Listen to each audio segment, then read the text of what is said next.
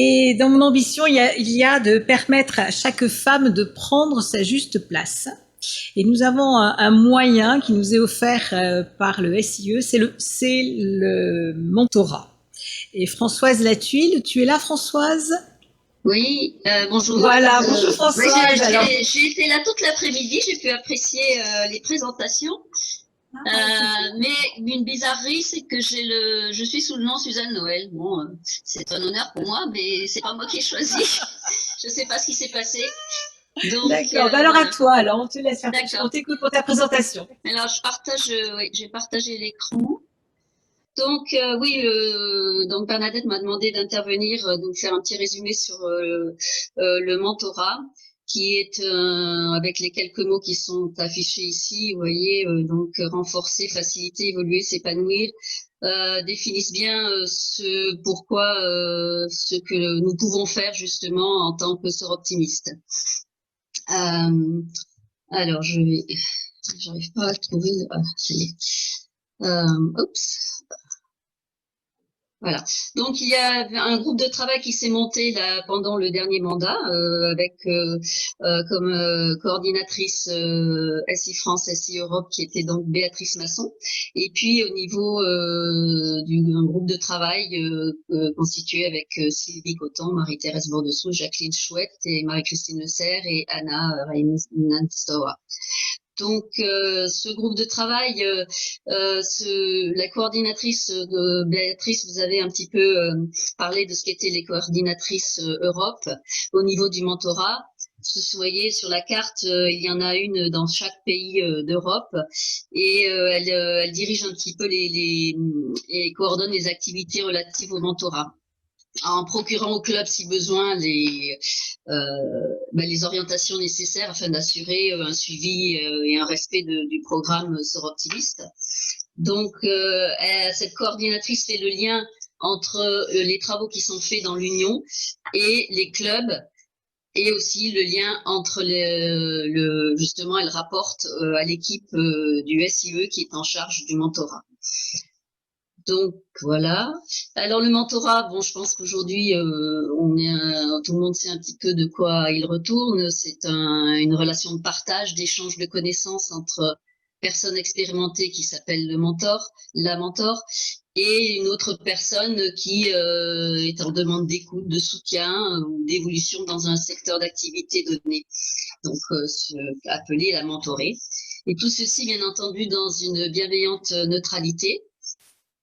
Alors le pourquoi d'avoir lancé ce programme il y a déjà 5 ans, c'est parce qu'en fait ce mentorat valide ce que l'on est, c'est-à-dire on peut dire que chaque sœur optimiste étant professionnel et potentiellement une mentor. Puisque nous sommes engagés aussi dans notre profession, dans notre organisation Sœurs Optimistes, afin d'aider et de permettre à des femmes et des filles de se réaliser dans leur métier, dans leur vie, et aussi s'autonomiser financièrement. Parce que c'est quand même la clé à une intégration dans la société, et aussi arriver à accéder à des conditions de vie meilleures. Donc oui, nous représentons les 2200 membres, nous représentons un vivier de mentors. Alors bien entendu, pas tout le monde voudra peut-être être mentor, mais déjà, je pense qu'on peut en avoir un peu plus qu'on en a aujourd'hui. Les motivations, c'est surtout d'arriver à ce que les clubs s'approprient ce projet de mentorat. C'est aussi par ces mentors faire parler du Sœurs Optimistes et notamment parler de tous les superbes projets sur lesquels nous travaillons. Toujours des projets en relation avec les femmes et les filles. C'est donc aussi c'est aussi un outil de recrutement.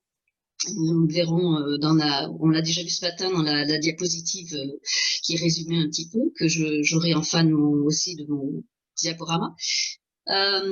Être mentor, c'est aussi c'est gagnant-gagnant, c'est-à-dire que c'est enrichissant à plusieurs points de vue, puisque on se sent utile, on partage des idées, on partage des expériences. Il y a une différence d'âge qui aussi permet de c'est donc ce fameux lien intergénérationnel qui permet de créer des liens et d'échanger sur autant d'un côté que de l'autre, apprendre de quelqu'un de plus jeune ou de secteurs d'activité variés, et pour la plus jeune, apprendre d'une expérience d'une personne déjà plus âgée. Voilà. Donc c'est enrichissant à tout point de vue. Et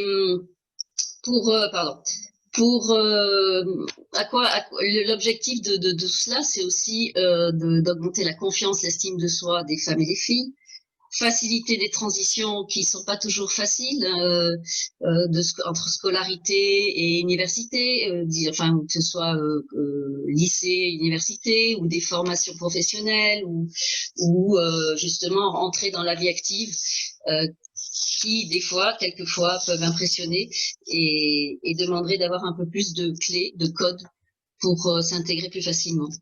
Donc, c'est aussi aider à la recherche d'emploi, à la création d'entreprises. Ça peut être aussi de la reconversion, de la réinsertion.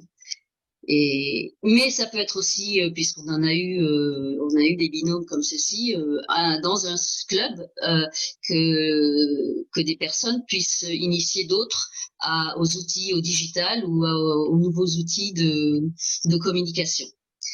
Donc, dans tout ceci, on a tous ces mots qui sont forts, qui sont partage d'expérience, code, savoir-faire, mais aussi écoute et transmettre et orienter, accompagner.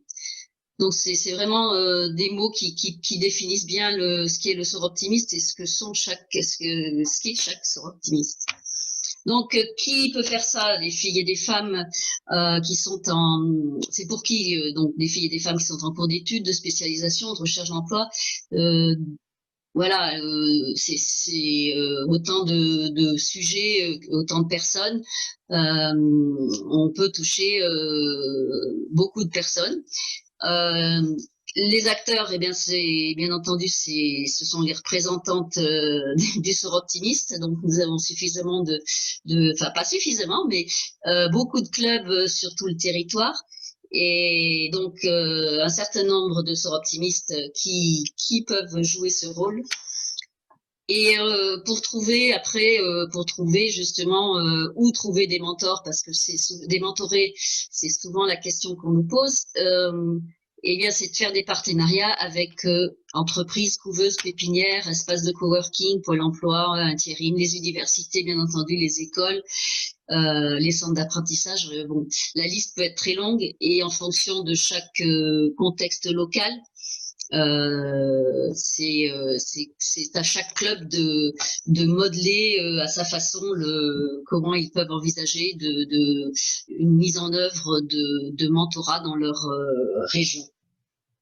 Donc là, après, tout ce qui est périodicité, puisqu'il y a des conventions qui sont passées entre la mentor et la mentorée, c'est au couple, au binôme de mettre en forme le format et la période sur laquelle ils veulent travailler. Donc voilà un petit peu en gros et rapidement comment est envisagé le mentorat. L'idée quand même de base, c'est ne laisser personne sur le bord du chemin.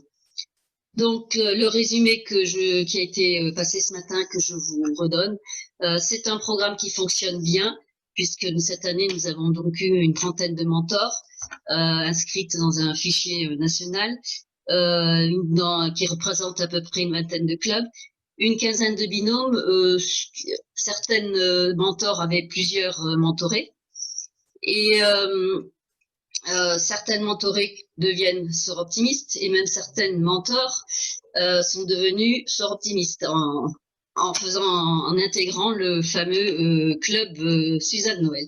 Donc je pense qu'il y a une grosse potentialité de ce programme qui valorise les soroptimistes que nous sommes, et ce serait dommage de rater le coche. Donc il y a un site dédié qui existait déjà depuis 5 ans, qui redémarre, on l'a remis à jour. Donc voilà, où vous pouvez trouver des témoignages de mentors, des témoignages de mentorés, et où il est ouvert au grand public, ce qui fait qu'on a des personnes qui s'inscrivent par ce biais-là. Il y a toute une documentation de communication que vous retrouverez, ainsi que les ateliers Zoom qui avaient été faits, que vous pouvez retrouver dans la GED de Espace Sœurs Optimistes, sous les onglets mentorat et atelier Sœurs Optimistes. Voilà, je suis désolée, j'espère que j'ai pas pris trop de temps. Je vous remercie.